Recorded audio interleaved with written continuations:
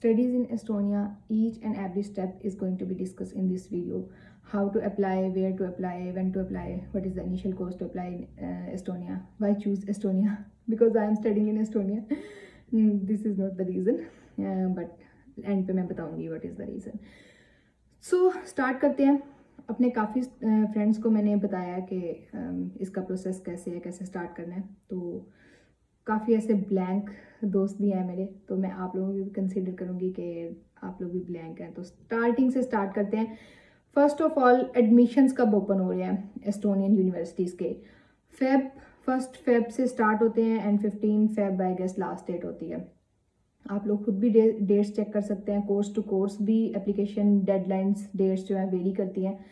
तो देख कहाँ सकते हैं आप, कोई अलग-अलग यूनिवर्सिटीज़ देखने की ज़रूरत नहीं है. एक ही प्लेटफॉर्म है dreamapply.com के नाम से. dreamapply.com वेबसाइट आपने लॉगिन करनी है. लिंक डिस्क्रिप्शन में डाल दूंगी मैं. उस वेबसाइट को ओपन करने के बाद आई एम न्यू एप्लीकेंट पे क्लिक करना है, खुद को रजिस्टर करना है और कोर्सेज देखने शुरू कर देने हैं. जितने मर्जी कोर्सेज देखो. कोर्सेज देखने के बाद आपने विश लिस्ट में अपने कोर्सेज डाल देने हैं, जो जो कोर्सेज आपको पसंद है. प्रेफर यही करें कि जो आपकी फील्ड से रिलेटेड कोर्सेज हैं उसी में अप्लाई करें. Because out of the field, जैसे यूके में साइंस वाले स्टूडेंट्स भी मैनेजमेंट में अप्लाई कर देते हैं, ऐसे यहाँ पे कोई सीन नहीं है, तो रिजेक्शन आ सकती है. तो ट्राई यही करें, फील्ड रिलेटेड कोर्सेज सेलेक्ट करें. कोर्स सेलेक्ट करने के बाद आपने क्या करना है, 100 यूरो फी है, application fee, in which you can apply in 2 courses.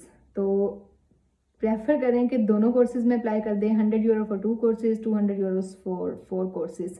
तो अगर 200 यूरोस लगा रहे हैं तो 4 कोर्सेज में अप्लाई कर दें. अगर 100 यूरो लगा रहे हैं तो 2 कोर्सेज में अप्लाई कर दें. जिसमें भी आपका डिसीजन पॉजिटिव आ गया उसको सिलेक्ट कर लें. मे बी दोनों में पॉजिटिव आ जाए तो आपके पास चॉइस होगी कि आपने किस में सिलेक्ट करना है. मे बी एक में आपको स्कॉलरशिप मिल जाए, ट्यूशन वेवियर स्कॉलरशिप, तो आपके लिए ज़्यादा ईजी हो जाता है कंसिडर करना कि मैंने किस कोर्स में आगे फर्दर अपना एडमिशन प्रोसीड करना है.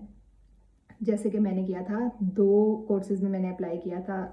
I got rejected from 1 and selected in 1 in quantitative economics. So I am here and doing my masters in quantitative economics. तो आपने एप्लीकेशन अपनी प्रोसीड कर ली, 2 कोर्सेज में कर ली. उसके बाद आपने वेट करना है अपने डिसीजन का. मेरा डिसीजन पहले आ गया था. काफ़ी ऐसे स्टूडेंट्स होते हैं जिनकी हाई प्रोफाइल्स होती हैं, उनका डिसीजन पहले आ जाता है या आ जाता है, बस मुझे ये पता है. तो 15 मार्च से पहले भी डिसीजन आ सकता है. 15 मार्च नहीं, 30 अप्रैल से. 15 मार्च तो डेडलाइन है. डेडलाइन के बाद 30 अप्रैल तक आपके डिसीजन आते हैं, उससे पहले भी आ सकते हैं.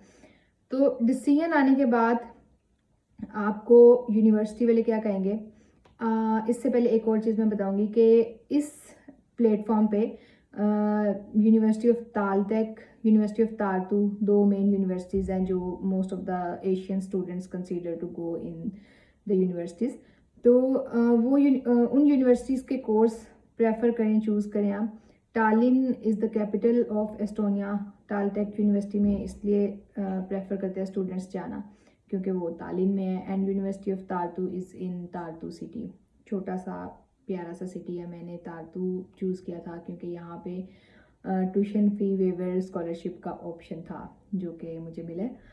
तो इसलिए आप दोनों में अप्लाई कर सकते हैं. एक तालिन में भी कर सकते हैं, तारतू में भी कर सकते हैं, जहाँ फिर आपको समझ आ रहा हो. उसके बाद और भी सिटीज़ हैं यहाँ पे, पार्नू, जोनवी, अगर वहाँ यूनिवर्सिटीज़ हैं उनका मुझे कोई आइडिया नहीं है.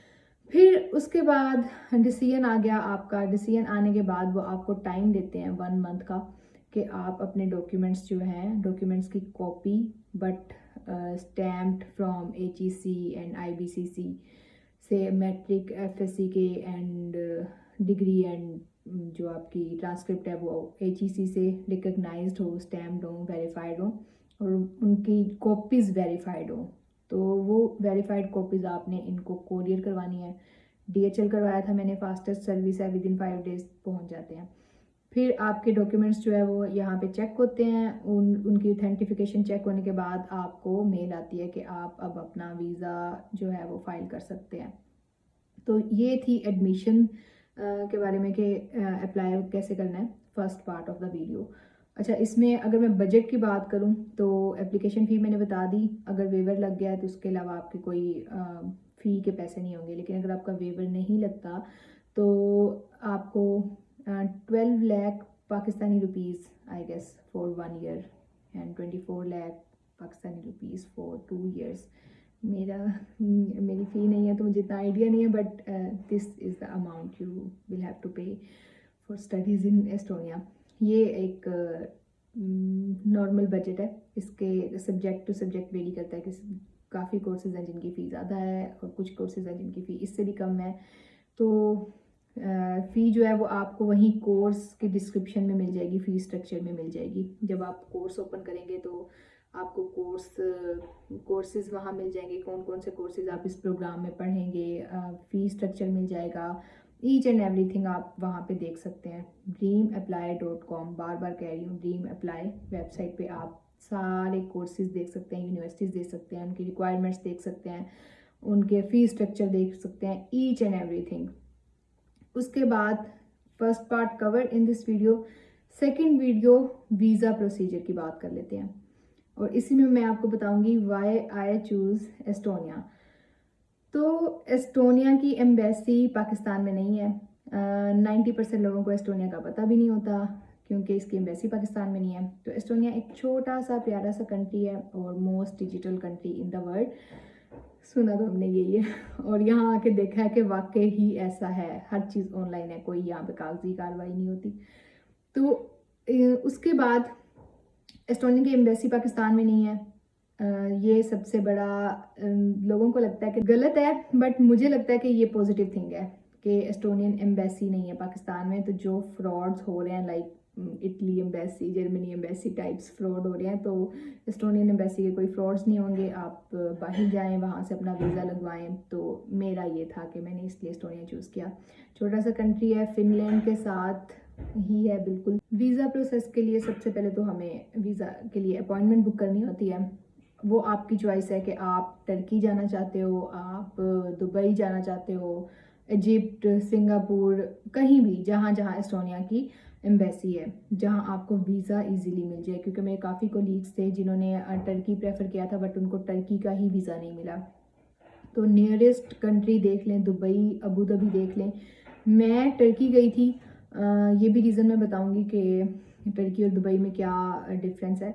दुबई की एम्बेसी जो है, एस्टोनियन एम्बेसी इन दुबई, वो टाइम लेती है 30 डेज़ का डिसीजन लेने में कि your visa is going to be reject और एक्सेप्ट। बट टर्की में जो Estonian embassy Ankara is the capital of Turkey, वहाँ पे जो एस्टोनियन एम्बेसी है वो टाइम लेती है 5 डेज़ का। 5 डेज़ में अपना डिसीजन ले लेती है कि यू आर सिलेक्टेड और रिजेक्टेड। तो आपने जब ये एप्लीकेशन करनी है तो ये सारी चीज़ें आपने माइंड में रखनी है कि आप कौन से कंट्री में जाना चाह रहे हैं, क्योंकि आपके पास एक एज है एक और कंट्री घूमने का। तो सोच समझ के डिसीजन लें कि किस कंट्री में आपने जाना है। उसके बाद अगर आप लेट्स सपोज टर्की चूज़ कर रहे हो तो आपने अपॉइंटमेंट बुक कर लेनी है एस्टोनियन एम्बेसी इन अंकारा टर्की। वहाँ पे आपने अपॉइंटमेंट बुक कर लेनी है, जो भी अवेलेबल डेट आ रही होगी उस डेट पे आपने अपॉइंटमेंट अपनी बुक करनी है और देन आपने फ़ौरन ही टर्की का वीज़ा अप्लाई कर देना है।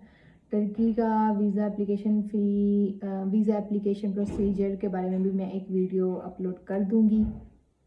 तो टर्की का वीज़ा एक्सेप्ट होने के बाद आपने अपनी टिकट्स बुक कर लेनी है। टिकट्स कैसे बुक करनी है, क्या कंपैरिजन होगा, उसके बारे में भी मैं वीडियो अपलोड कर दूँगी।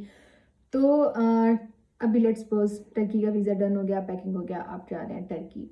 टर्की पहुंचने के बाद आपने जिस डेट पे आपकी अपॉइंटमेंट डेट है, आपने वहाँ पे अपना जो डॉक्यूमेंट्स हैं, वीज़ा चेकलिस्ट, उसके बारे में भी वीडियो बना दूँगी। वीज़ा चेकलिस्ट रेडी करके आपने अपने डॉक्यूमेंट्स जो हैं वो एस्टोनियन एम्बेसी अंकारा में सबमिट करवा देने हैं। 15 मिनट का टाइम होता है, आपके डॉक्यूमेंट सबमिट हो जाते हैं और विद इन 5 वर्किंग डेज़ आपका डिसीजन आ जाता है। डिसीजन आने के बाद आप कुछ स्टूडेंट्स इस तरह करते हैं कि पाकिस्तान से ही लेट आते हैं टर्की और यहाँ पे ही अपना सारा वीज़ा का एक्सेप्टेंस वगैरह लेके और यहीं से ही एस्टोनिया आ जाते हैं।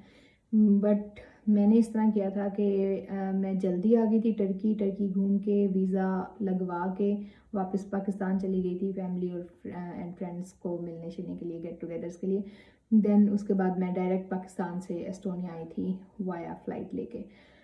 तो इसी तरह आप एस्टोनिया का प्रोसीजर कर सकते हैं, बट इसके लिए जो सबसे ज़्यादा इस साल नोटिस किया है, मैंने ये चीज़ नोटिस किया कि आपकी बैंक स्टेटमेंट जो है वो मेंटेन होनी चाहिए। तो ये प्री मेजरमेंट है। आप अभी एडमिशन्स तो ओपन नहीं हुए, फेब में ओपन होंगे, बट आप बैंक स्टेटमेंट पे काम करना शुरू कर दें। 6 मंथ की बैंक स्टेटमेंट रिक्वायर्ड है। 35 लाख 30 to 35 लाख पाकिस्तानी रुपीज़ होने चाहिए बैंक में। जो इंडियन व्यूअर्स हैं वो इसको कन्वर्ट कर लें, तो इतनी अमाउंट आपके बैंक में होनी चाहिए। पर ये यकदम नहीं रख देनी, इसको पोर्शंस में रखना है और जस्टिफाई करना है कि ये अमाउंट कहाँ से आ रही है। लाइक कुछ स्टूडेंट्स होते हैं जो उधार लेके बैंक में रखवा देते हैं और उसको जस्टिफाई नहीं कर सकते। इस तरह के काफ़ी स्टूडेंट्स थे जिनका वीज़ा रिजेक्ट हुआ है, जिनकी इनकम जस्टिफाई नहीं थी। तो इनकम को जस्टिफाई करना बहुत ज़रूरी है। ऐसा भी नहीं आप करें कि आप कहें कि ये सारी मेरी सेविंग्स हैं बैंक में और ये तो सेविंग्स हैं, फॉर नेक्स्ट ईयर आपके पास पैसे कहाँ से आएंगे यहाँ खर्च करने के लिए। तो इस मामले में थोड़ा एस्टोनिया स्ट्रिक्ट है। वीज़ा रेशो भी अब उतनी अच्छी नहीं रही जितनी पहले थी। अगर मैं 50% इस साल की तो वीज़ा रेशो मैं कहूँगी।